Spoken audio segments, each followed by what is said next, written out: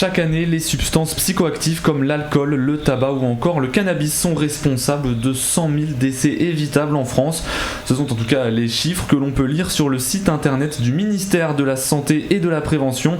Bonjour à tous, bienvenue dans le MAC sur Sensation. Aujourd'hui, je reçois Gilles Gauguin, président de l'association Entraide Addict à Bernay, ainsi que Geneviève Gauguin, trésorière et secrétaire de cette même association. Bonjour. Bonjour. Alors avant toute chose, une substance psychoactive, c'est un produit qui, lorsqu'il est consommé, agit sur notre système nerveux. Sa consommation peut donc modifier notre perception, notre humeur ou encore notre motricité, mais cela peut surtout engendrer une addiction. Gilles Gauguin, vous êtes le président de l'association Entraide Addict à Bernay. Quels sont les objectifs de votre association ? Disons que c'est faire de la prévention autour des jeunes, parce que c'est les personnes qui sont les plus touchées. Qu'est-ce que vous proposez justement pour à tous ces jeunes ? On leur propose déjà un rendez-vous, de pouvoir discuter avec moi, et c'est confidentiel, donc ça ne sert pas à répéter, ça ne sert pas de la pièce où on discute. Je leur donne des numéros de téléphone pour qu'ils puissent contacter les centres de soins et à Dissa, à Bernay, là. Et on va reparler donc des jeunes dans cette émission. Il me semble aussi que votre association vraiment aide les personnes addictes à n'importe quelle substance, que ce soit l'alcool, mais aussi... Disons qu'on fait des polyaddictions. Maintenant, c'est plus que l'alcool ni le tabac, c'est toutes les sortes d'addictions. Qu'est-ce que la polyaddiction, justement ? C'est toutes les addictions qui sont possibles et imaginables. Alors, le chocolat, le sexe, les écrans. Alors, la polyaddiction, il me semble aussi que c'est donc le fait d'avoir plusieurs addictions. Oui, on peut avoir aussi bien l'alcool, le tabac ou la drogue. En quoi c'est d'autant plus dangereux d'avoir une polyaddiction et d'être addict à plusieurs produits en même temps ? C'est pas bon, le mélange ça fait pas très bien. Hein. C'est très dangereux. C'est difficile de se sortir d'une polyaddiction ? Oui, il faut déjà commencer pour enlever une addiction et enlever les autres après, à faire à mesure. On ne peut pas enlever les deux produits en même temps. Non, c'est pas possible. Il faut faire étape par étape. Alors on va parler un petit peu de vous. Vous étiez vous-même alcoolique avant de rejoindre cette association. Est-ce que vous pouvez nous raconter votre histoire ? Oui. Moi j'ai commencé à travailler à 14 ans. Donc à cette époque-là, on avait déjà le casse-croûte le matin et l'après-midi. Donc c'était bière, vin, apéro. Alors vous dites que vous avez commencé à boire très jeune, à 14 ans. Pendant combien de temps cette addiction à l'alcool vous a-t-elle suivi ? Jusqu'en 2000... Jusqu'à il y a encore quelques années. Oui. Donc très longtemps. Ça va faire 15 ans que je suis abstinent. Et quelles ont été les conséquences de cette addiction ? Au début, c'est pour l'amusement, quoi. On est gai, tout ça, et après ça devient une habitude et un calvaire après. Pourquoi ça devient un calvaire ? Parce qu'on essaie par tous les moyens de trouver de l'alcool. Déjà au début, on commence par de l'alcool qui est très bon, un peu cher, tout ça, et on finit avec le cubi et le vin de table et tout ça, quoi. Geneviève, vous êtes la trésorière et secrétaire de l'association Entraide Addict, mais vous êtes également l'épouse de Gilles Gauguin. Comment avez-vous vécu cette addiction, cette période en tant que proche ? C'était une période très difficile. J'ai toujours cherché des moyens pour arriver à le soutenir.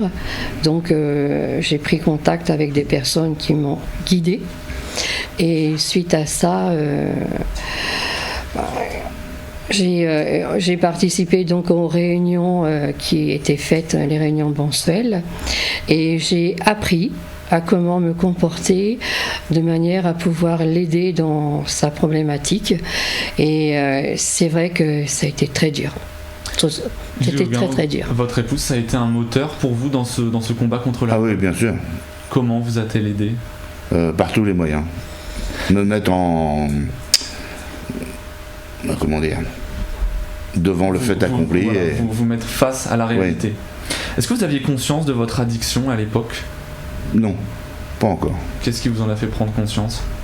Disons qu'après, en voyant, on avait une maison, et puis l'argent défilait, et il fallait bien payer les traites. Et c'est en rencontrant les personnels d'Entraide Addict, mais anciennement Alcool Assistance. Tout à fait. Parce qu'avant l'association ne s'occupait que des personnes addictes à l'alcool. On va parler évidemment de l'association. Avant, une dernière question à propos de vous. Comment est-ce que vous avez fait pour finalement vaincre cet alcoolisme et vaincre cette addiction? Disons que je me suis retrouvé à l'hôpital après une forte alcoolisation. Et c'est là que j'ai rencontré M. Dehaze, qui m'a fait voir que si je venais à l'association, en discutant et en voyant les gens qui sont compétents pour s'en sortir, on peut y arriver. Et M. Dehaze, on le rappelle, a été donc le fondateur d'Alcool Assistance, le président, c'était le président d'Alcool Assistance en Normandie. Est-ce que vous pensez que malheureusement il faut passer par ce type d'accident pour prendre conscience du problème et se faire soigner? Oui, ça on peut. Sinon, il faut prendre conscience, il ne faut pas hésiter à appeler pour se libérer de ce fardeau-là. Aujourd'hui, vous êtes donc le président d'Entraide Addict à Bernay. Pourquoi ce besoin de venir en aide à votre tour aux personnes dans le besoin? Disons que je me suis dit, on m'a aidé, maintenant c'est à moi d'aider les autres. Alors, d'après le gouvernement, on en parlait au début de cette émission, des jeunes, plus de 85% des jeunes de 17 ans ont déjà expérimenté l'alcool et près de 10% d'entre eux ont une consommation régulière. Votre association Entraide Addict sensibilise justement les jeunes à cette thématique. Par quels moyens? Il me semble que vous faites de la prévention dans les établissements. La prévention, enfin pas de lycée parce qu'il faut une dérogation. Alors qu'est-ce que vous proposez aux jeunes que vous aidez? On fait ça pendant les forums ou les activités qui y a en ville et tout ça, quoi. Donc on a des lunettes qui font voir le degré d'alcool. Ça leur permet de voir, et on a un jeu de quilles qu'on fait passer. Comment les jeunes réagissent à cette sensibilisation? Est-ce que vous avez des retours? Pas trop encore, hein, parce que pour eux c'est un amusement. Est-ce que ça les fait réfléchir, vous pensez? Après, oui. Qu'est-ce qu'ils vous disent? C'est bizarre quand même quand ils mettent les lunettes et ça fait un drôle d'effet et ils se voient pas dans cet état-là, mais bon. Le fait que les jeunes soient confrontés à quelqu'un comme vous, qui était auparavant dépendant à l'alcool et au tabac également, est-ce que vous pensez que ça peut les aider à prendre conscience du danger d'une addiction? Bien sûr, on peut s'en sortir, la preuve. Geneviève, pourquoi, selon vous, est-ce important de sensibiliser les jeunes aux addictions? Je trouve que c'est important parce que c'est vrai qu'entre eux, ils font des concours pour celui-là qui va consommer le plus. Et je trouve qu'il serait nécessaire de pouvoir faire la prévention dans les lycées, aussi dans le milieu professionnel, parce qu'il y a quand même beaucoup de consommateurs et c'est les risques d'accidents, c'est beaucoup de choses. Alors on parle d'alcool depuis tout à l'heure, mais il existe évidemment plein d'autres addictions, par exemple une addiction au tabac, au cannabis, aux jeux ou même aux médicaments. Gilles, je le disais, vous avez longtemps été fumeur. Est-ce que cette polyaddiction, on en parlait un peu au début de cette émission, a été un véritable problème pour vous et donc déjà votre addiction à l'alcool? Disons que c'est comme l'alcool, j'ai commencé à fumer de bonne heure. Et je fumais 4 paquets de cigarettes par jour. Et une fois, j'ai dit à ma femme, c'était un dimanche, c'était le jour de communion à ma filleule, j'ai dit j'arrête. Et au final, vous avez réussi à tout arrêter? Et sans médicaments, ça a bientôt vers 20 ans.